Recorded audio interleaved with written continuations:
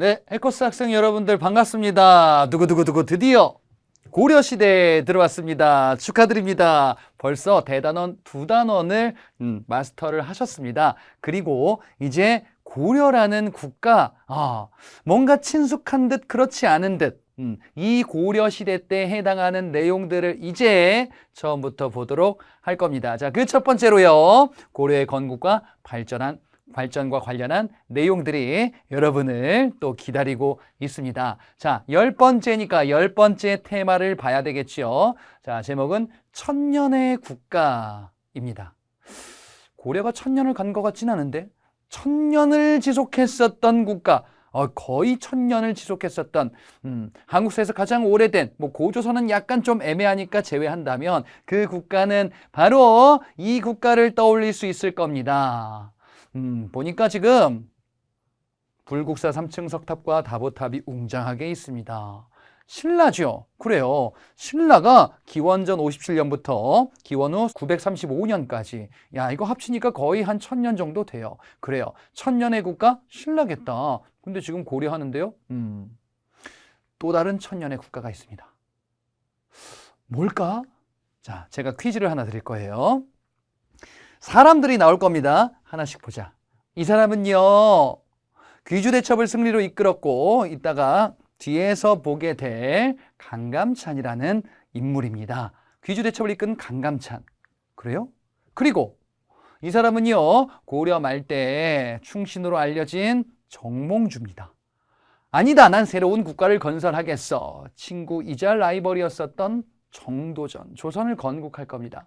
그리고요, 이 사람은 1000원짜리에 있는 그분이신데 학자이신 퇴계 이황, 그리고 율곡 이이가 있습니다. 한국사의 최대 영웅 중에 한 명이다라고 하면은 바로 이분이지요. 충무공 이순신. 자, 퀴즈! 이분들의 공통점은 무엇일까요? 공통점? 한국 사람? 고려 사람, 조선 사람. 예. 나라가 좀 다른데. 그래요? 남자네요. 그거 말고 다른 거. 무슨 공통점이 있을까? 정답은 모두 다 과거 시험 합격자들입니다. 과거 시험. 이전에 조선시대던 그 이전에 고려시대던 고위 관리가 되려면 합격을 해야 돼요. 과거 제도가 이렇게 오랫동안이나 쭉 지속이 됐거든요. 다 되게 어려운 시험 합격하신 분들이에요.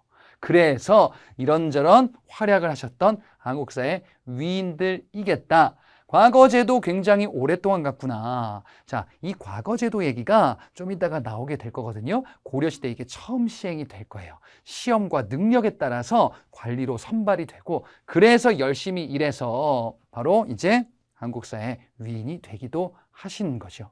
과거제도였습니다.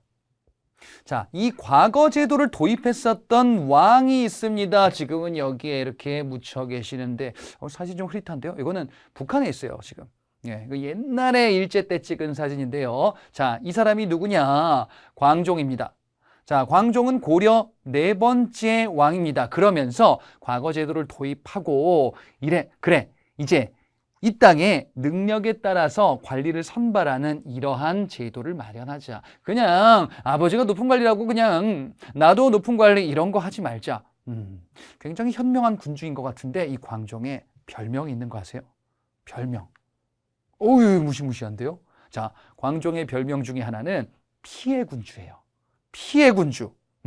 광종은 자신이 원하는 정치 체제를 만들기 위해서 많은 사람들을 죽이기도 했습니다. 그래서 피해 군주다라고도 불리거든요. 글쎄요, 결론부터 보자면 광종의 이러한 모습이 있기 때문에 고려가 어느 정도 초반에 안정된 측면이 있거든요. 이 광종의 정책에 대해서 내 말이 맞잖아. 누군가 얘기합니까? 누군가 얘기합니다. 누구신가요? 신문왕. 신라의 신문왕 통일 이후에 김음돌의 난을 비롯해서 난을 숙청하고 이제 강력한 왕권을 비롯한 신라를 아주 탄탄하게 만들었었던, 통일된 이후에 그 왕이죠. 고려에도 이런 역할하는 왕이 있구나. 자, 그러면 고려와 관련한 이런 내용들을 하나 둘씩 껍질을 벗겨보도록 하겠습니다. 자, 우리가 고려를 보려고 하는데 아직 정리가 안 된 게 있어요. 이겁니다.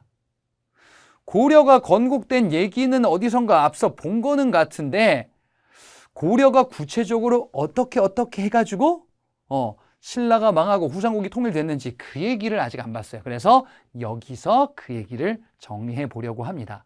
자, 다시 앞으로 조금 건너가면은 신라 말 때 혼란했었던 시기예요. 우리는 결론적으로 이렇게 얘기했었어요. 후삼국 시대다라고 얘기했었죠. 후삼국, 후백제를 견훤이 건국하고요. 그리고 후고구려를 궁예가 건국하네요. 기존의 신라와 함께 후삼국 시대가 개막이 됐었죠. 그렇죠? 자, 그런데 후고구려 내에서 문제가 생깁니다. 바로 궁예입니다. 궁예가 아주 강력한 왕권을 만들고 싶었어요. 그래서 새로운 도읍지로 전도를 하겠노라. 철원으로 천도를 하기도 하고요. 예, 나라 이름을 태봉, 마진 이렇게 바꾸기도 하겠노라. 나라 이름도 바꾸고 도읍지도 바꾸고 이러면서 아주 강력한 국가를 만들고 싶었습니다. 그러면서 한편으로는요. 짐이 미륵불이다. 너희들의 마음을 꿰뚫어 볼 수 있다. 관심법을 쓰겠노라 하면서 신하들을 아주 강압적으로 대했다라고 했었죠. 그래서 불만이 많아진 거예요. 이 호족들. 자, 궁예를 왕으로 만들었는데 궁예가 나한테 너무 강압적으로 얘기하는 거야. 신하들이 불만이 있어서 결국 모의를 한 겁니다. 얘기를 한 거예요. 안 되겠다. 새로운 왕을 만들어야겠다. 그래서 궁예를 쫓아내기로 마음을 모은 겁니다. 새로운 왕으로 추대된 사람이 바로 왕건입니다. 왕건은 왕의 칭호 태조다라고도 이야기를 해요. 그래서 궁예를 왕건이 몰아내고 새롭게 고려를 건국한 겁니다. 자, 국호를 고려라고 바꾼 거예요. 그지? 우리가 알고 있는 고려가 나온 거예요. 그리고 도읍지도 바꿉니다. 고려의 도읍지는 어디냐면은 개성이에요. 북한의 개성. 그지? 지금 휴전선 바로 위쪽에 있는 지역이거든요. 예, 이 지역은 이때 송악이다라고도 불렸고 이후에는 이제 개경이라고도 불릴 거거든요. 이 지역이 수도가 되는 겁니다. 자, 왜 고려의 도읍지가 개경이 되었냐? 이건 이렇게 하시면 돼. 왜냐하면 왕건의 집이 개성이라 그래요. 그게 무슨 말입니까? 고려를 건국했었다. 이때의 지배 세력들이 누구냐면요. 지방 세력이거든요. 호족이에요, 호족. 앞서 봤잖아. 왕건의 기반이 송악, 즉 개성지방이었었어요. 그래서 내 홈타운으로 와가지고 이제 힘을 강화시키겠다. 이렇게 간 겁니다. 그래서 고려의 도읍지가 이렇게 쭉 이어질 거예요. 아, 호족들이 중심이겠다. 자, 고려가 건국이 되는데 아직 후백제 있어요. 아직 신라도 있어요. 뭐이? 아직도 후삼국이에요. 고려는 누구와 적대 정책을 하게 되냐? 후백제와는 싸우겠다. 근데 신라에 대해서는 고려 왕건이 잘 대해줘요. 왕건이 생각한 거야.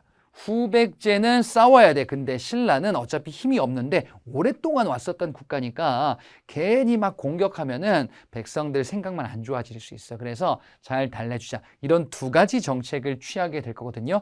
후백제와 그래서 싸우게 될 겁니다. 자, 당시 후백제 견훤. 이 견훤이 신라를 막 공격합니다. 신라를 공격해요. 그래가지고 신라의 도읍지까지 쳐들어가요. 거기에서 무슨 의식 같은 걸 막 하고 있었어요. 깜짝 놀란 거야. 아니, 왕이랑 신하들이 뭔가를 하고 있었는데 견훤의 군사가 온 거예요. 그래서 어떡하냐? 죽입니다. 왕을. 경혜왕이라는 왕을 죽일 거예요. 이때 신라가 큰일 난 거예요. 견훤의 공격을 받아서 왕까지 죽은 거야. 이때 신라가 고려한테 도움을 요청해요. 고려가 도와주러 갑니다. 후백제와는 싸워야겠다예요. 그래서 전투가 벌어져요. 이 전투가 지금의 대구에서 벌어진 큰 전투입니다. 이 큰 전투는 견훤이 직접 군대를 끌고 오고요. 왕건도 직접 군대를 끌고 왔어요. 후백제와 고려가 정면 승부를 한 거야. 이 정면 승부에서 과연 고려 왕건이 이길 수 있을까? 뿅. 견훤이 이끄는 군대가 승리했네요.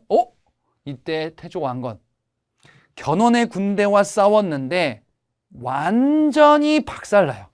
네. 태조 왕건이 코너에 몰려서 도망치다가 잡힐 뻔해요. 왕건이 그렇게 아끼던 신하가 대신 잡힙니다. 예, 도망간 거예요. 겨우 살아났어요. 이게 공산전투예요. 엄청나게 큰 피해를 고려가 겪게 된 거죠. 그리고 이제 태조 왕건은 이겨야겠다라고 생각을 해요. 반격을 막 하는 겁니다. 고창에서 전투를 다시 벌이게 돼요. 여기 고창은 지금의 안동 쪽이거든요. 후백제 견훤이 이끄는 군대가 다시금 공격하는데 이때는 태조 왕건이 좀 신중하게 대처했어요. 그래서 견훤의 군대를 격파하는데 성공합니다. 이 전투가 고창 전투예요. 와, 그래서 고려의 군대가 드디어 후백제에게 승리를 거두었구나. 큰 전투에서 1승 1패를 나눠 가졌죠. 그죠? 아직은 어느 국가가 유리하다라고 조금 판단하기가 애매한 듯한데, 자, 근데 고려 왕건 쪽으로 무게추가 확 기울 겁니다. 왜 그러냐? 후백제 내에서 난리가 났어요. 앞서 제가 그런 테마를 보여드렸는데, 이 후삼국 시대 때 허무한 이들의 엔딩. 궁예는 이 후삼국에 그 후고구려를 이끌었었던 왕이었었는데 결국 신하들에게 쫓겨났고 견훤 같은 경우는 어떻게 됐습니까? 아들이 있었어요. 첫째 아들 신검, 그리고 동생 금강이라고 있었어요. 견훤이 보기에 첫째 아들 신검 능력이 부족해. 동생이 훨씬 나. 그래서 신검이 아닌 금강을 왕위, 다음 왕위를 잇게 하려고 했는데, 근데 신검이 이걸 보고서 화가 난 거예요. 아버지를 가둬버립니다. 신검에 의해서 한 절에 갇혀요. 겨우 탈출을 해서 견훤이 어디로 가냐? 왕건한테 도움을 요청하러 가요. 견훤은 이때 태조 왕건과 고려 왕건과 싸우기도 했었는데 아들에 대한 악감정이 굉장히 많았던 것 같아요. 그래서 태조 왕건한테 얘기하기를, 후백제 신검 아들내미, 자기 아들이에요. 내가 격파하겠다. 그래요. 견훤이 결국 고려에 투항한 거야. 후백제 왕이 바뀌었어요. 견훤에서 신검으로. 근데 견훤의 입지가 너무 컸기 때문에 이런 모습은 후백제가 큰 타격을 받을 수 있겠죠. 이 모습을 보고 있었던 신라가 이거 봐라, 끝나겠다. 뭐가? 후백제 끝날 것 같아. 신라는 계속 고민하고 있었거든. 신라는 힘이 없어요. 이때 좀 있으면 망해. 근데 아니, 신라로 가야 돼, 아니면은 후백제로 가야 돼. 둘 중에 어느 국가와 친해져야 우리 신라가 그나마 죽지 않고 살 수 있을까? 이런 생각한 거야. 근데 보니까 이제 후백제가 무너지는 느낌이죠. 그래서 신라 마지막 왕 경순왕이 고려 왕건한테 항복합니다. 이전에 후백제는 왕도 죽이고 했었는데 고려는 신라를 잘 대우해 줬단 말이에요. 그래서 안심하고 항복하는 거예요. 그래, 신라가 고려로 왔습니다. 후백제 하나 남았어요. 후백제 신검. 신검은 이제 뒤가 없어요. 고려 왕건과 싸워야 돼. 최후의 일격으로 싸우겠다.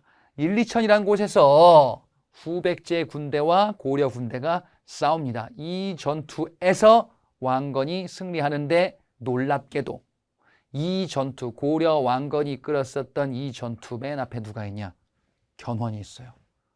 이 견훤은요, 자기가 만든 국가 자기가 멸망시켰어요. 참 특이한 캐릭터죠. 참 영웅의 마지막 모습은 이렇구나. 하지만 진짜 영웅은 결국 후삼국을 통일한 왕건이 되겠죠. 그래서 후삼국을 이렇게 통일하게 되는구나.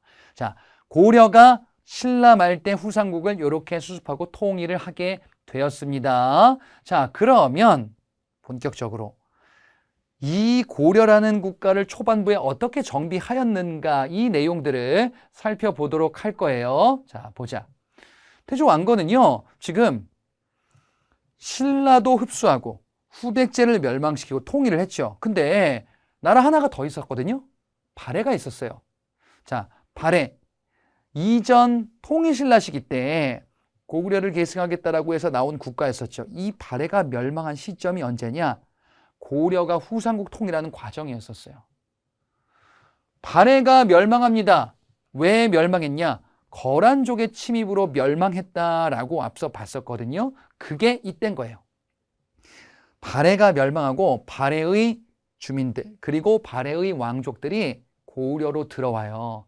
와서 우리를 좀 받아주세요. 태조 왕건이 느끼기에 같은 고구려 계통이다. 고구려를 계승했다라고 했으니까 받아줍니다. 와라 받아줍니다. 예. 이러면서 우리 민족을 하나로 모으기 위한 나름대로의 노력을 하겠죠. 예. 다시금 우리나라가 통일이 된 시점이니까. 자, 그리고 본격적으로 이 고려가 어떻게 나라를 만들려고 했는지를 한번 보도록 할게요. 자, 태조 왕건의 머릿속으로 슉 들어가 보자. 태조 왕건이 태어났을 때 어느 나라 사람이었을까요? 고려 사람이요? 땡. 신라 사람이었죠. 그렇잖아. 왕건이 태어났을 때에는 신라였잖아요. 신라 말이었겠지. 그러다 고려를 만든 거잖아요. 자, 신라 사람이었었던 왕건 보면서 신라 말대를 보겠죠. 신라 말대 보니까 막 농민 봉기 나오고 막 호족들이 막 자기도 호족이었어. 막 봉기하면서 신라가 쪼개지고 혼란스러웠었죠. 신라 말이었잖아요. 이 모습을 보고 있었던 왕건 생각을 합니다. 백성들을 위한 정치를 하지 않으면 나라가 이렇게 망하는구나. 농민들은 봉기를 일으키는구나. 난을 일으키는구나 라는 걸 알 수 있어요. 그래서 태조 왕건은요.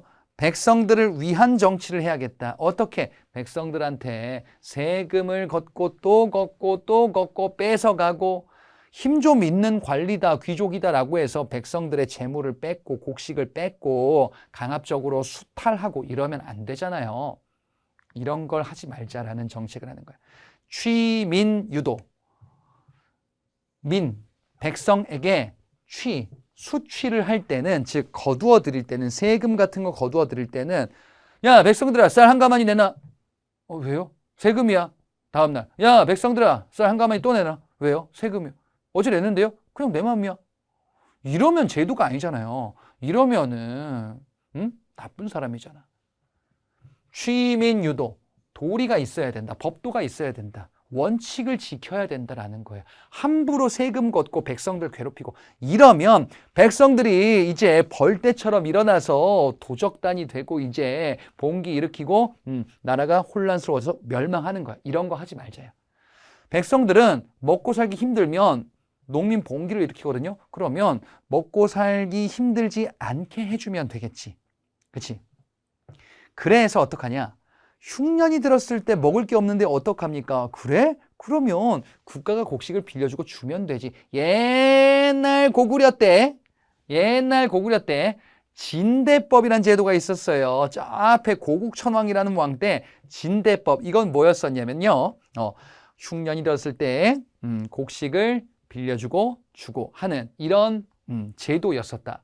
이런 거 비슷한 거를 만드는 겁니다. 흑창이라는 기관을 만들어서 백성들이 흉년이 들어서 먹을 게 없으면은 국가가 도와주는 거예요. 그리고 세금도 함부로 걷지 않는 거야. 그러면 이전 신라 말대에 비해서 고려는 백성들 입장에서는 조금씩 서서히 살기 좋아지네. 이런 국가로 인식이 이제 되겠죠? 그래, 이런 국가를 만들려고 했었던 겁니다. 또 하나의 문제가 있으니 신라 말대는 지방 세력인 호족이라는 세력들이 여기는 내 땅이야, 여기는 내가 왕이야, 이렇게 군림하면서 여러 지역으로 쪼개져 있었어요. 그게 후삼국으로 정립됐다가 결국에는 후삼국 통일이 됐으나 아직 호족들은 머릿속에 무슨 생각을 하고 있냐? 고려가 나를 잘 대해주지 않으면 여차하면은 또 뭐 나라 만들 수 있을 수도 있지 않을까? 라는 생각을 할 수도 있겠죠. 그렇잖아요. 태조 왕건이 고려를 통일했다라고 해서 그래, 이제부터 우리는 고려에 모두 다 충성하겠습니다. 그건 아니에요. 호족들은 자기 군대도 있었고요. 그 다음에 자기들이 알아서 세금도 걷고 있었어요. 이런 생각은 태조 왕건이 제일 잘 알고 있어요. 왜냐? 태조 왕건이 호족 출신이었거든. 그래서 호족들을 잘 달래주고 또는 나름대로 뭔가 통제책도 가해야 되겠다라는 생각을 합니다. 자, 당시 태조 왕건의 협조적이었었던 이 후상통일에 협조적이었었던 세력들, 사람들이 있었겠죠. 상을 줘야겠지. 역할에 따라서 분급한다, 나누어 준다라는 뜻이야. 땅을 나누어 줄 겁니다. 자, 역분전이라는 걸 지급할 건데 요건 경제편에서 다시 한번 나오게 될 겁니다. 공신들에게 공을 세웠어요. 후상통일에. 그러면 상을 내려주었다라는 거예요. 자, 그 다음에 이 호족들에게 뭔가를 이제 실시를 해야 되는데 말을 안 들어. 그러면 이제 뭔가를 통제할 수 있는 제도. 자, 사심관이라는 직책을 호족들한테 임명을 해줄 거예요. 제가 예를 들어서 뭐 경기도 평택 지역에 호족이었었어. 그러면 왕건이 나한테 얘기하는 거야. 너를 평택의 사심관으로 임명한다. 그게 뭔데요? 그럼 너 하던 대로 해. 잘 정치해 거기서. 그래요? 좋은 거냐? 좋은 거지. 다만 그 지역에서 혹시라도, 그러면 안 되겠지만, 그러길 바라지 않지만 혹시라도 무슨 문제가 생겨서 나 왕건한테 뭐 이렇게 막 대드는 이런 일이 있으면은 네가 책임이야. 너부터 팍! 그럴 수도 있다고. 안 그러겠지. 이게 사신가 제도예요. 그 지역을 책임지도록 하는 거예요. 거기서 문제가 생기면은 사심관 목을 베는 거예요. 이런 제도. 최초 사심관이 누구였냐? 이전 신라 왕이었었어요. 경주 지역의 사심관으로 임명한 거예요. 원래 신라 왕이었잖아요. 그러니까 지금 고려시대 때에는 신라 왕이 살던 경주 지방은 이제 지방이 되는 거잖아요. 수도가 바뀌었잖아요. 그죠? 자, 그래서 이렇게 사심관제를 통해서 통제도 가하도록 하는 이런 제도다. 자, 그리고 또 이런 것도 있어요. 지방 세력을 아예 인질로 잡고 있는 거예요. 사심관 제도는 사심관 임명하고 그 지역의 사람을 이제 나중에 책임을 묻게 하는 제도인데, 이제 지방에서 왕건 보기 힘든 동네 조무래기 호족들이 있어. 걔네들은 내 옆에서 사심관 하면서 직접 얘기할 수 없거든. 그래서 왕건이 얘기하는 거야. 얘들아, 힘이 좀 약한 조무래기 호족들아, 너희 자식들 있잖아. 내 옆으로 좀 보내. 수도 개경으로 좀 보내. 왜요? 왜냐면 내가 잘 챙겨주고 할게. 좀 수상한데 기인제도라고 그래요. 기인제도는 호족의 자제들을 개경 수도에 머물게 하는 제도거든요. 왜? 생각은 이래. 혹시라도 얘네가 딴 마음을 품으면 자식들. 얘들아, 혹시 나한테 까불 생각하지 마. 여기 너희 예쁜 자식들 어떻게 될지 나도 모르겠어. 인질로 잡아두는 거예요. 그래서 호족들을 잘 통제하겠다라는 이런 성격을 가지고 있죠. 이거 비슷한 게 있었어요. 통일신라의 상수리 제도라는 게 있었습니다. 이것도 인질 제도였었어요. 자, 태조 왕건의 또 다른 정책을 보자. 태조 왕건은요, 국호를 고려라고 했죠. 고구려를 계승하겠다라는 거예요. 고구려를 계승하겠다. 고구려 계승. 그래서 고구려의 옛 도읍지를 아주 중요하게 생각을 합니다. 그 도읍지가 바로 서경지방이에요. 평양이죠. 서경지방, 고구려의 옛 도읍지, 여기를 중시 여기겠다. 그래서 뭐 하겠다는 거야? 우리가 고구려를 계승했으니까 고구려의 옛 영토, 고구려의 그 넓은 영토, 비록 우리 고려는 신라 땅에서 출발했지만 고구려의 넓은 영토를 결국에는 차지할 거야. 조금씩 늘릴 거야. 북쪽으로 진출할 거야. 이른바 북진정책이라고 해요. 왜? 고구려를 계승하겠다라는 거예요. 고구려를 계승해서 고구려의 영토를 다시금 확보하겠다. 물론 다 확보하진 못하고요. 일부를 늘려나가기 시작할 거예요. 고려는. 그런데 옛 고구려 지역에 누가 살고 있었는가 보니까 이때는 거란이 힘이 셀 때요. 거란이라는 민족, 이 민족이 힘이 좀 세져 갈 때요. 이 거란족이 누구도 멸망시켰냐? 이전에 발해도 멸망시켰거든요. 그래서 거란과 충돌하게 될 건데 이 거란은요, 고려에게 처음에는 친해지려고 했었어요. 그래서 선물로 낙타들을 보내요.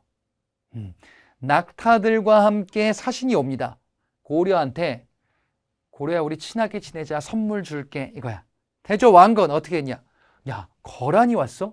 얘네 발해를 멸망시킨 국가 아니야? 고구려 계승한 국가 입장에서는 아주 질이 안 좋은 국가야 라고 해서 낙타를 만부교라는 다리 아래 매달아 놓고 먹이를 주지 마라 명을 할 겁니다. 아니 같이 온 사신은 어떡합니까? 유배를 보내라. 이쯤 되면은 거란과 전쟁하겠다라는 의미와 다르지 않아요. 거란은 이때부터 이제 고려를 별로 좋아하지 않을 겁니다. 이후에 전쟁이 일어나게 되는 무슨 모습들이 나오게 될 겁니다. 자, 태조 왕건 통일을 하고 고구려 계승해서 나라를 발전시키고 싶어요. 근데 이분은요 약간 투머치 토커이신 것 같아요. 당부 신신당부래. 왜? 우리 뭐 부모님들이나 아니면은 좀 어른들 중에서 말 많이 하면서 라떼는 말이야 이렇게 해야지. 요즘 애들은 어쩌고 저쩌고 이렇게 해야지. 약해 빠져서 되겠어. 이 험난한 세상 말이야. 열심히 해야 돼. 공부한다 했어요. 공부한다고 했어. 지금 이런 생각할 때야. 열심히 해야지. 아이고 듣기 싫어. 태조 왕건 약간 당부를 많이 했었던 라떼 군주 같은 느낌이에요. 관리들아, 신하들아 잘 들어. 이런 거 저런 걸 지켜야 돼. 정계와 계백 요서와 같은 당부 글을 남겨요. 그리고 태조 왕건이 죽기 전에 유언으로 또 남겨요. 뭐? 나의 다음 왕들아. 왕들아, 이런 거 저런 것들을 지켜야 돼. 유언으로 훈요 10조를 반포해요. 10개를 남겼어요. 아직 안 돌아가셨어. 다음 5번째. 다음 6번째. 예, 10개를 남겼습니다. 태조 왕건이 남겼었던 관리들과 그 다음에 후대 왕들에게 남긴 이런 당부들. 이렇게 태조 왕건 다음 생애로 넘어가 버리시는구나. 자, 태조 왕건에 근데 어떤 정책이 또 있었어요. 호족들. 자, 이 왕건은요. 역대 우리나라의 모든 왕 중에서 공식적인 부인이 제일 많았었던 왕이거든요. 29명이에요. 예. 자식들도 엄청나게 많아요. 그죠? 왜 그러냐? 왕건은 호족들을 내 편으로 끌어오기 위해서 나랑 좋아하지 않고 나랑 사이가 안 좋은 호족들이 있을 수 있단 말이에요. 그러면 어떻게 하냐? 호족의 딸과 결혼해요. 또 결혼해. 이쪽 동네 호족, 저쪽 동네 호족. 결혼을 계속해서 호족을 다 내 편으로 만든 거예요. 사돈 관계를 다 맺은 거예요. 근데 이러다 보니까 이제 다음이 문제예요.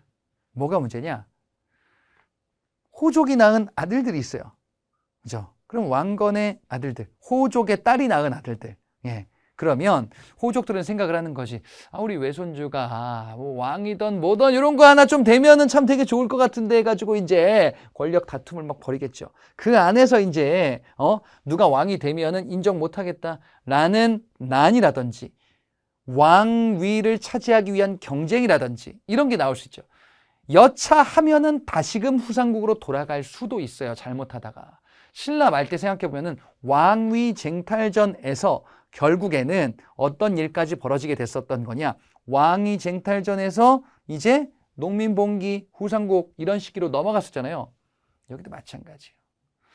호족들 사돈관계 맺어서 왕건의 자식이 너무 많아.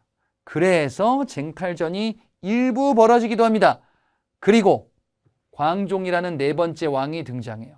자, 이 광종이 등장했을 때에는요.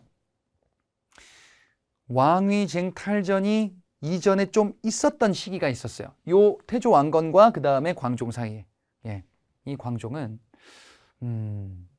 처음에는 좀 조용한 군주였었어요. 예. 왜? 잘못하다가 호족들이 나를 왕으로 인정하지 않고 하면은 옛날 뭐 궁예처럼 끌려나갈 수도 있거든요. 호족을 잘 대우하고 그리고 크게 이런저런 일들을 문제 삼지 않으면서 그냥 있으나 마나한 군주처럼 이러고 있었어요. 그냥 외국 사람, 뭐 이제 고려로 왔었던 외국 사람이랑 놀기도 하고, 왕께서는 뭐 별로 정치에 관심이 없으신가 보다. 그러던 어느 날 이 광종이 발표합니다. 뭐라고 하냐? 이보시오 신하들아. 무슨 일이십니까? 노비를 좀 어떻게 해방시켜야 될 것 같은데 왜요? 노비가 일반민이 되면은 국가에 세금도 내고 국가 재정도 좋고 이러지 않겠소. 듣고 보니 그런 것 같습니다. 그러시지요. 노비안건법이라는 제도예요. 이전 후삼국 통일 과정에서 노비가 된 사람들이 좀 많이 있었거든요. 이런 사람들을 조사해서 이제 해방시키는 이런 정책을 취한대요. 호족 입장에서는 그렇구나 싶었어요. 광종이 또 얘기합니다. 뭐라고 하냐? 새로운 제도를 시행하겠소. 무슨 제도입니까? 내가 얼마 전에 이거 중국 외국인과 좀 친해졌었는데, 예, 중국 쪽에서 귀화했었던 쌍기라는 사람이 있었어요. 이 사람이 왕한테 건의를 했대. 뭐라고 하냐? 중국에는 시험 봐서 과거 시험, 시험 봐서 관리가 되는 이런 제도가 있는데 고려는 없네요. 이런 거 시행하면 되게 좋아요. 이거 처음 해봤던 과거 시험, 과거 제도예요. 자, 시험 제도입니다. 과거 제도를 실시한다라는 것은 호족들 입장에서는 깜짝 놀랄 일이야. 왜? 시험에 불합격하면은 이제 관리가 안 되는 거예요. 그렇잖아요. 시험에 합격을 해야 돼. 그러면 이 시험은 누가 주관할 거냐? 왕이 주관할 거예요. 광종이 자기 사람들을 채우겠다. 그 다음에 호족들, 너희 그냥 호족, 너희 동네 호족, 그 지역의 호족이다라고 해서 그냥 너희들끼리 떵떵거리며 살고 있는 거, 그런 거 못 보겠어. 누구를 타겟으로 하고 있는 거냐? 호족을 타겟으로 하고 있는 거예요. 앞서 노비안건법 같은 경우는요, 호족이 거느리고 있었던 노비들도 있었거든요. 그러면 노비는 재산이에요. 호족이 노비한테 무기를 쥐어주면은 나의 병사, 사병이 되는 거예요. 이거를 약화시킬 목적이었었던 거고, 과거 시험 같은 경우는 호족의 정치적 기반도 약화시키려고 했었던 겁니다. 이런 제도를 통해서 바로 호족을 억누르고자 했었던 정책이에요. 그래서 뭐 할 거냐? 왕권을 강화시키겠다.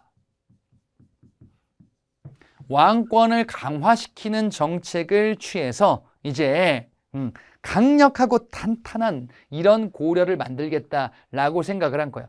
아니나 다를까 당시 광종시대 때까지도 여전히 호족들은 자기 군대 거느리고 있고 자기들끼리 떵떵거리면서 동네별로 살고 있었고 왕이 마음에 안 들면은 확 뭐 좀 해봐 힘 모아가지고 이런 당시 모습이었어요. 예, 그래서 광종은 처음에는 가만히 있다 기회를 엿보고 있었던 거예요. 그래서 이때다 싶어가지고 이제 뒤 없는 정책들을 하는 겁니다. 여기서 반발한 호족들이 있었겠죠. 광종은 수년간 차근차근 준비했었던 거야. 호족들, 반발한 호족들을 숙청할 겁니다. 죽이는 거예요. 마치 이전 신라 때 신문왕처럼. 그래요. 피해 군주라는 건 여기서 등장한 겁니다. 그러면서 광종은요, 나는 이제 중국의 황제처럼 연호를 사용하겠다. 삼국시대에도 연호 사용했었던 뭐 광개토대왕 이런 영락이라는 연호 이런 거 있었거든. 그죠? 앞서 봤었지. 광종도 그렇게 강력한 군주가 되겠대요. 광덕, 준풍이라는 연호를 당시에 사용하기 시작합니다. 황제처럼 군림하겠다. 그리고 관리들 기강을 잡겠대요. 관리들의 공복을 제정해요. 이것도 기록을 보면 되게 웃겨요. 광종 이거 정책하기 전까지 공무원들이 출근하면요, 뭐예요? 여러분들 그 사극 같은 거 보면은 왕 있으면 신하들이 비슷한 유니폼 같은 거 입잖아요. 관리, 관복이라고 하거든요. 그렇잖아요. 물론 이제 높고 낮음에 따라 색깔을 좀 구분하긴 하죠. 근데 이 전까지는 그게 없어서 그냥 입고 싶은 거 오는 거. 요즘 시대야 자유로운 근무 환경이다라고 해서 좋은데, 아니 지금 이렇게 국가의 체제를 잡는 과정에서 누구는 뭐 입고 누구는 뭐 입고 난 좀 화려하게 난 좀 특이하게 왕 앞에서 막 추리닝 입고 이러면 좀 그렇잖아요. 그치? 예, 그런 식으로 마음대로 입었던 거야. 공복을 제정해서 색깔별로 관리들의 옷을 구분할 겁니다. 자색, 비색, 단색, 녹색이라는 4색 공복을 제정하기도 한다. 광종 때의 정책입니다. 자, 광종 때 이렇게 강력한 정책을 해서 이제 나라의 체제가 약간은 안정화됐어요. 이후에 성종이라는 왕이 등장을 해요. 이 왕은 좋은 왕이 되고 싶었어. 고려라는 국가를 좀 더 안정적인 국가로 완성하고 싶었어요. 그래서 신하들한테 얘기를 해요. 신하들아, 내가 어떤 군주가 돼야 되는지 건의를 좀 해줘. 그럼 신하들이 보통 부녀께서는 열심히 잘하고 계십니다.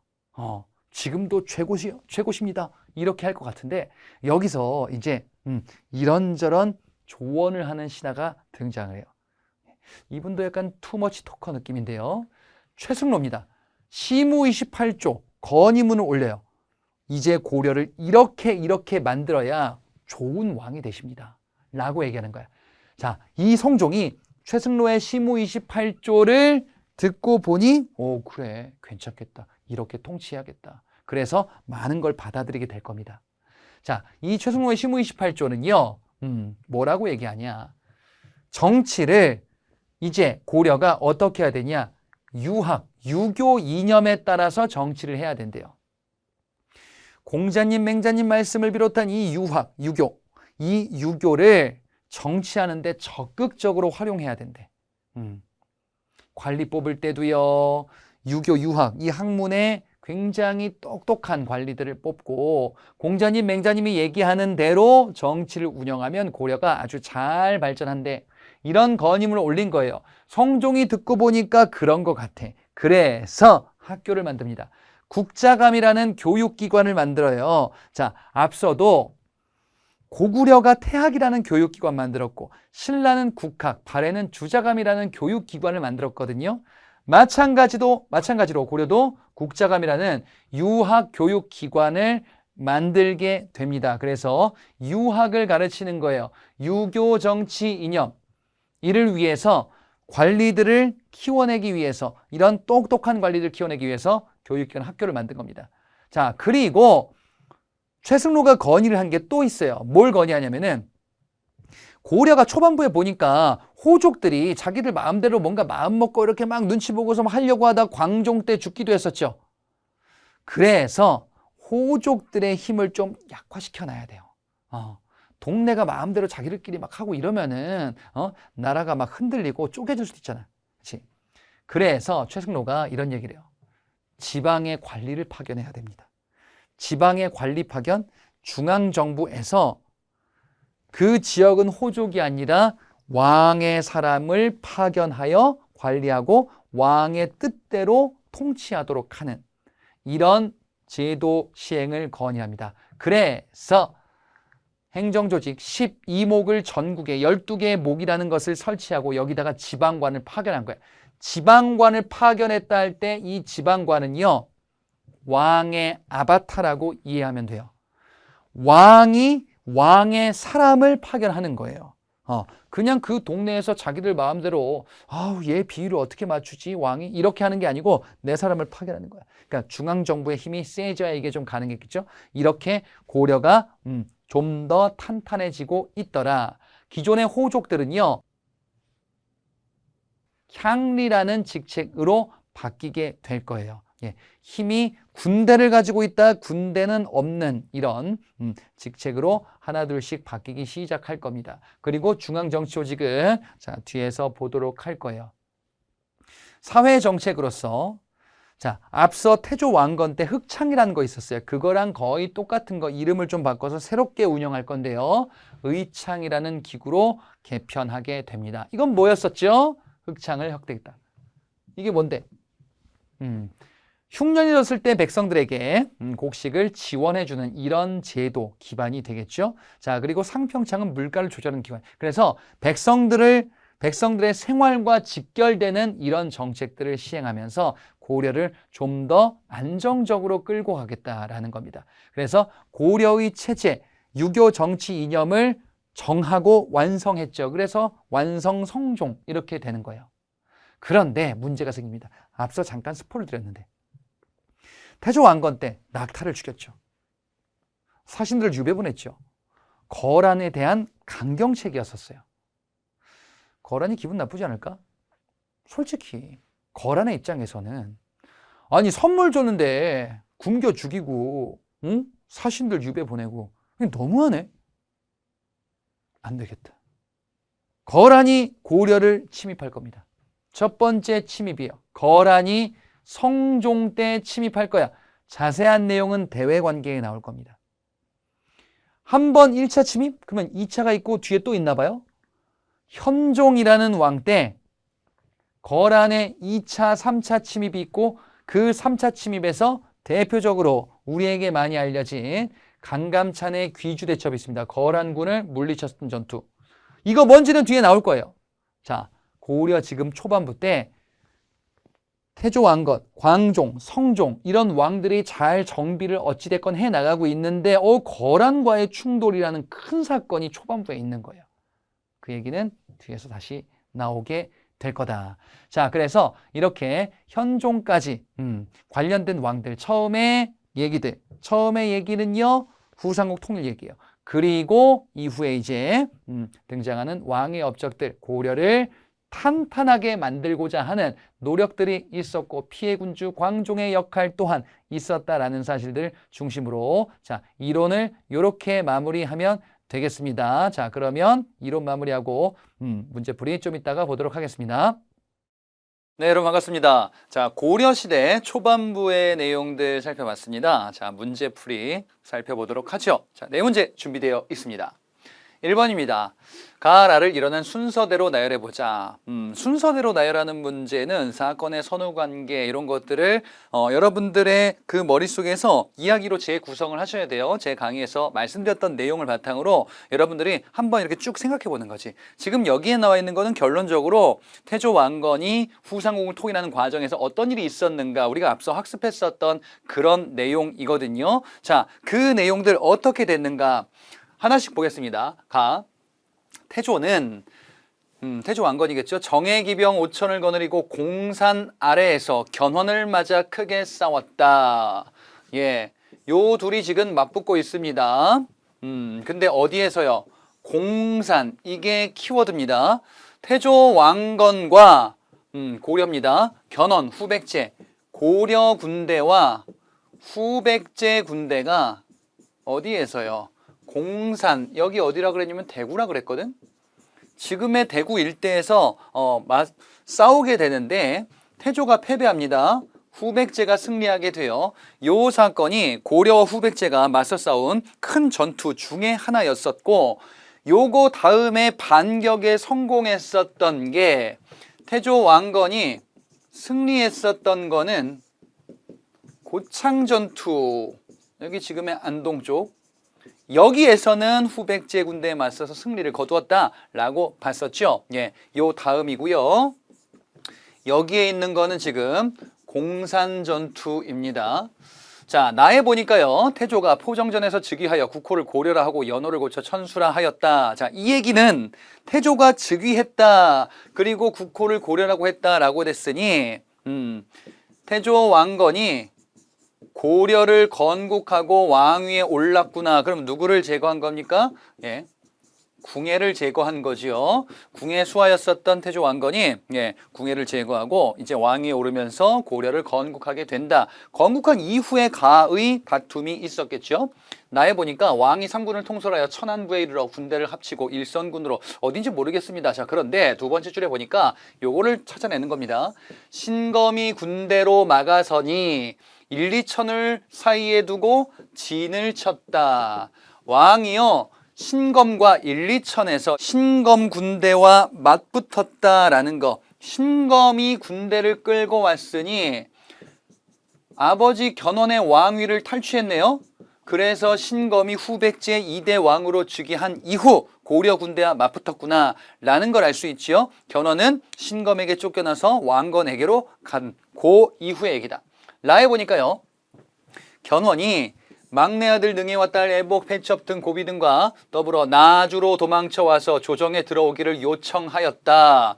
견훤이 나주로 도망쳐 와가지고 어디로 요청을 하고 있어요. 지금 견훤이 막 도망친 것 같죠? 그래. 그러면 후백제 내부에서 지금 어떤 일이 벌어진 거냐? 견훤이 쫓겨나고 신검이 아버지의 왕위를 찬탈했구나. 그래서 쫓겨난 견훤이 고려 왕건에게로 귀순했다라는 것을 알 수 있습니다. 자, 이게 사건이 뭔지 우리가 배웠던 내용에서 있었는데 요거를 머릿속에서 재구성을 하는 거죠. 어떻게 일이 있었냐? 자, 처음부터 한번 간단히 보자면요. 궁예를 몰아내고 태조 왕건이 왕위에 올라서 고려를 건국하게 됐었던 그 내용. 그 다음에 이제 고려 군대와 후백제 군대, 고려의 왕건과 후백제 견훤의 갈등이 있었으니 요게 두 차례 공산전투와 고창전투였었단 말이에요. 이렇게 대립을 하는데 후백제 내부에서 갈등이 있었구나. 그래서 신검이 왕위를 차지하게 되고 견훤이 후백제의 왕위에서 쫓겨나게 됐었다.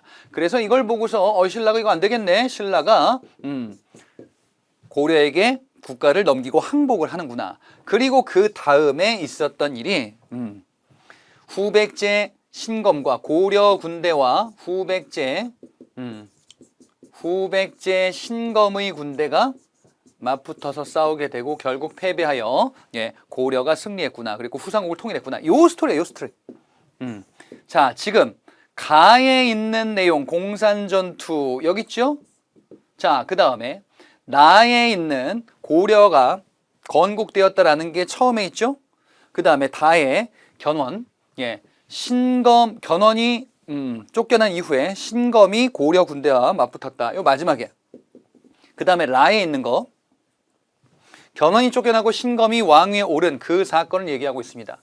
자, 그래서 순서대로 나열하시면요.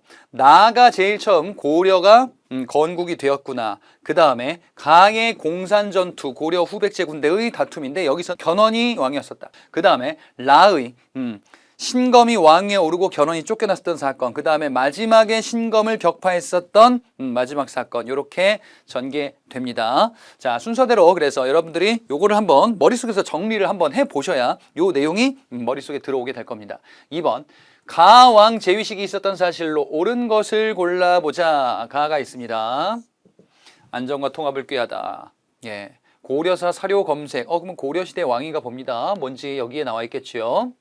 자, 여기 지금 사료 분석을 보니까요. 명주의 순식이 투항하자 왕시성을 내리다. 왕시성을 내렸다. 두 글자로 뭐라고 할까요? 성씨를 하사했다. 사성정책. 왕시성을 내려서 호족들을 내 편으로 끌어들이기 위한 정책들을 시행하게 되지요. 정계와 계백요서를 지어 반포하다. 이분은 말이 좀 많았어요. 투머치 토커신가 봐. 그래서 제가 이런 얘기 말씀드렸죠. 신하들에게 정계와 계백요서를 지어서 이렇게 해야 돼, 이렇게 해야 돼. 나중에 후대 왕들에게도 너희들 이렇게 해야 돼. 유언의 형식으로 훈요 10조도 남겼구나. 그래서 뭔가 당부를 많이 했었던 이 왕. 그리고 흑창을 두었다. 백성들에게 춘대춘합 제도로서 봄철에 빌려주고 가을에 갚게 하는 이런 제도, 국가의 곡식을 내어줬었다. 그래서 지금 이는 고려 태조 왕건의 정책이다. 라고 볼 수 있겠죠. 왜요? 태조 왕건은요, 호족 중심의 지방 세력이 난립하는 이 시대 때 여기를 신라말을 통일했으니까 호족들을 포섭하고 통제해야겠구나. 그리고 이런저런 당부들, 그리고 백성들의 생활을 개선하지 않으면 백성들이 봉기 세력이 되는구나. 그리하여 흑창 같은 이런 기구를 두기도 했었다. 태조 왕건의 정책을 골라주시면 되겠죠. 1번 보겠습니다. 개국공신에게 역분전을 지급하였다. 자, 이거 뒤에 토지제도에서도 다시 나오는데요. 앞에서 간단히 보고 넘어갔어요. 역분전. 개국공신이 했었던 역할에 따라서 토지를 분급하는 이런 제도입니다. 개국공신이니까 고려 초 태조 왕건 때이겠죠. 나라가 만들어지는 시점이니까요. 그래서 호족들을 포섭하면서 한편으로는 이 공신들을 이렇게 상을 주는 정책을 병행하기도 했었다. 이게 정답이 되겠습니다. 나머지를 보겠습니다. 외침에 대비하여 광군을 조직하였다. 광군은 고려 초기 누가 침입할 것이냐, 거란이 침입하게 될 거예요. 뒤에 대외관계편에서 요거를 다루게 될 건데 이 거란 침입에 대비하기 위해서 두었었던 태조 왕건 다음에 왕이 있어요. 정종. 요 다음이 광종인데 요 뒤에 요 사이에 두 명이 있습니다. 해종과 정종이라는 왕이 있는데 정종 시기 때 있었던 정책입니다. 어쨌든 주요 왕은 아니다 정도로 넘어가시면 되겠고요. 요건 주로 오답에서 나오게 될 겁니다. 3번에 광덕과 중풍 등의 독자적 연호를 사용하였다. 요거 암기하셔야 되는 내용이었네요. 고려 초기 광종, 또 다른 중요한 왕이었었죠. 광종 시기 때 있었던 독자 연호, 왕권을 강화하는 정책. 4번에 관악지능을 목적으로 양현고를 운영하였다. 이거 뒤에 문화편에서 나오게 되는 주제인데 은근히 많이 나옵니다. 칠제와 양현고라는 거는 유학교육을 진흥시키자, 국가가 이를 주도하자, 관악진흥책이라는 주제로 등장하게 될 거고, 고려 중기 예종이라는 왕 때 얘기가 나올 겁니다. 저기 문화편에 나와요. 5번에 주전도감을 설치하여 해동통보를 발행하였다. 해동통보, 이것도 은근 나오는데 이거 경제편에 나옵니다. 고려가 발행한 화폐 중에 해동통보, 동국통보, 삼한통보라는 거 있거든요. 동국통보, 삼한통보 이런 거 있고, 이와 더불어서 활구라고 불리는 화폐도 있을 건데, 이런 화폐들 발행은 고려 중기 숙종 때 있을 거고 경제편에 나와요. 화폐라는 주제로 나옵니다. 어찌됐건 지금 여기서 물어보는 왕은 아니었구나. 3번 문제. 자, 이 왕은 또 누굽니까? 또 왕이 나왔습니다. 자, 호족 세력을 숙청하고 제거했습니다. 왕권을 강화시켰대요. 뭔가 좀 감이 잡히는 것 같기도 하고. 밑에 설명 보겠습니다. 억울하게 노비가 된 사람을 양인으로 풀어주는 노비안검법을 실시하였어요.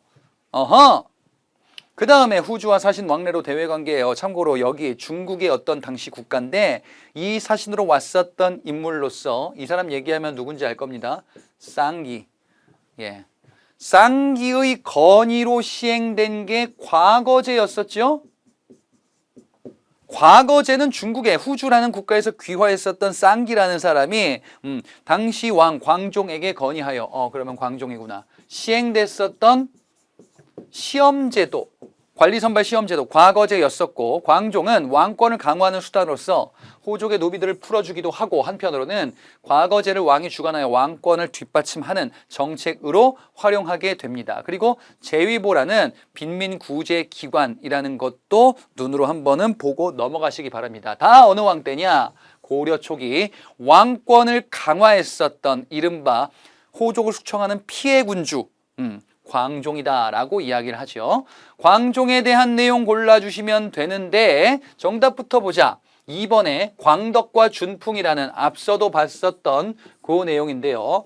독자 연호를 썼다. 이와 더불어서 연결해서 보시는 게 또 뭐냐? 칭제건원이라고 하는 정책의 일환이에요. 이게 칭제건원. 왕을 황제라 칭하고 건원은 연호를 사용한다라는 거거든요. 그래서 고려 초 광종 때에는 황제 칭호를 하게 돼요. 왕한테. 그래서 개경을 뭐라고 하냐? 황제의 도읍지, 황도 먹는 거 아니죠? 황제의 도읍지 황도다라고도 이야기했었던 이런 얘기 나오면 다 누구냐? 광종이다라는 거예요. 결국. 왕권 강화하기 위한 이런 정책이다. 나머지 볼게요. 1번에 패전개혁을 목표로 정치도감을 설치하였다. 중요 포인트는 아니에요. 요거는 고려 뒤에 원간석기 충자왕 나오는 시기 때 해당하는데요. 충모광이라는 왕인데 몰라도 됩니다. 오답유도로 나와요. 그래서 충모 시기 때 이런 게 있었나? 됐어요. 넘어가셔도 되겠다. 3번에 예의상정소에서 상정고금 예문을 편찬하였다. 상정고금 예문은 금속활자라는 주제 문화편에서 나오거든요. 상정고금 예문이라는 저서를 고려 중기 인종이라는 왕 때 만들었었는데 요거를 금속활자로 나중에 강화도 천도 시기 때 개량할 거거든요. 그래서 금속활자 편에서 가볍게 말씀을 좀 드릴게요. 4번에 전국에 12목을 설치하고 지방관을 파견하였다. 이거 앞서 본 거죠. 자, 12개 목에다가 지방관을 파견해서 지방을 다스리자. 그러지 않고서는 중앙집권화가 불가능하겠다. 고려 초 성종 시기 때 최승로의 시무 28조 건의문을 올렸었고 그의 일환으로서 추진된 개혁이었습니다. 5번에 관리에게 등급에 따라 전지와 시지를 지급하였다. 경제편에서 나와요. 이거 합쳐서 무슨 제도라고 하냐? 전시과라고 이야기를 하는데 시기적으로 보자면 고려 초 태조, 그리고 광종, 그리고 성종 이런 주요 왕들, 우리는 이 세 명의 왕들의 업적을 지금 정리하는 건데 전식과라는 제도는 요 사이에 경종이라는 왕이 있는데 그 경종 때 시정전식과라는 제도 시행될 겁니다. 무슨 얘기인지 모르겠어요. 경제편에서 기다리세요. 자, 어쨌든 정답은 광종 찾는 거. 우리의 목표는 차근차근 하자. 요 세 명의 왕을 구분하는 거예요. 4번 문제 보겠습니다. 자, 이번에는 어떤 왕일까요? 보니까 무슨 글이 많아요. 자, 교서를 내렸습니다. 그래가지고 뭐 이런저런 학생을 이끌어가지고 뭐 학문을 널리 닦으래. 공자님의 뜻에 따라서. 그러니까 열심히 공부하라라는 거지요. 위 사료는 가가 유학 교육에 공이 있는 이런 사람들 지휘하는 고려사의 기록이다. 그러면은 고려시대 왕이겠구나라고 일단 잡아두는 거예요. 그 다음에 중앙뿐 아니라 지방의 교육도 장려했대요. 교육. 유학 교육을 중요하게 여겼구나. 그 다음에 결정적인 또 다른 단서가 있습니다. 12목을 설치하였다. 그래서 지방관 파견 얘기가 있죠. 그러면 12개 목, 그 사람인데? 바로 누굽니까? 고려초 성종이죠. 자, 그러면 이 교육 얘기는 뭐예요? 이 성종 때에는 건의문을 올렸네요. 고려초의 또 다른 투머치 토커, 바로 최승로였었습니다. 최승로가 시무 28조 28개의 이렇게 정치를 국정을 운영해야 됩니다라고 왕인 성종에게 건의문을 올렸죠. 그 중에 하나가 교육, 이런 교육과 관련해서 우리가 해야 되는 거는 정치 이념을 유교로 잡아야 된다. 그래서 유학 교육을 강화해야 된다라는 취지의 정책으로 이어지게 되네요. 그래서 성종 때 이런 건의를 바탕으로 만든 국립교육기관이 있으니 바로 국자감, 유학을 주로 가르치는 기관으로 기능을 하기도 한다. 그리고 최승로는 또한 얘기하기를 뭐라고 했습니까? 지방관을 파견해야 된다. 이른바 외관. 수도 밖에 있는 관리, 여기를 중앙에서 파견을 하고 지방 행정을 이렇게 중앙과 원활하게 연계할 수 있도록 해야 된다.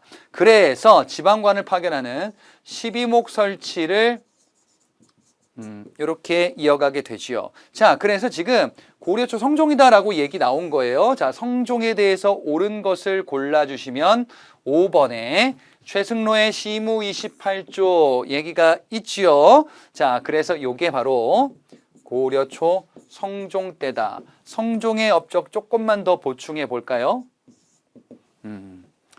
의창. 백성들에게 춘대춘합으로서 곡식을 내어주는 제도는 태조 때 흑창이 있었죠. 이것을 의창으로 개편하는구나. 그 다음에 상평창. 물가를 조절하는 이런 기구. 그 다음에 성종 때 있었던 거 뒤에 대외관계편에서 볼 건데요. 거란과의 충돌이 있고요. 당시 서희의 외교 담판으로 강동 6주를 획득하게 될 거거든요. 요거는 대외관계편에서 다시 나오게 될 겁니다. 나머지 보자. 1번의 광덕 준풍 많이 봤죠? 자, 광종이었습니다.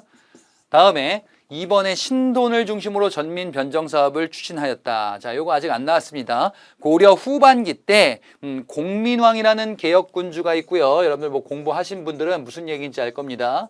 고려 말 공민왕 때 신돈을 등용하여 백성들을 위한 여러 가지 개혁 사업을 전개하게 될 건데 이를 전민변전 사업이다라고 할 겁니다. 그래서 무슨 얘기인지 모르시겠으면 좀 기다리시고 3번에 청연각과 보문각을 두어 학문 연구를 장려하였다. 앞에서 무슨 유학 교육 나오니까 이거 학문 연구 이런 걸로 해가지고 틀려보세요. 이거 이제 낚시하는 거 이게 보이시죠? 3번의 내용은 뒤에 문화편에서 나오게 될 건데 고려 중기 예종이라는 왕 때 유학을 국가에서 장려하고자 하는 또 다른 정책이 이어질 거예요. 아직은 아니고 이 당시 성종 때는 국자감이라는 중앙교육기관 파견 요거 만들고 지방에 박사 파견하는 정도까지만 이어지게 될 겁니다. 4번에 정계와 계백요소 이분 투머치 토커 정계 계백요소 훈여십시오. 자, 태조 왕건이지요. 그래서 왕들 비교하는 겁니다. 고려 초기 때에는 결국 지금 문제 보니까 후삼국 통일 과정에 대한 사건들을 사안별로 이렇게 이야기로 정리하고 강의를 제가 그렇게 해드렸었어. 그리고 이제 태조 왕건이냐, 광종이냐, 성종이냐 이 세 명의 왕들 구분하는 거예요, 결국.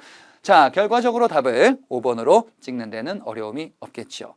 자, 이번 단은 여기까지 하고요. 저는 다음 강의에서 여러분들 또 찾아뵙도록 하겠습니다. 수고하셨습니다.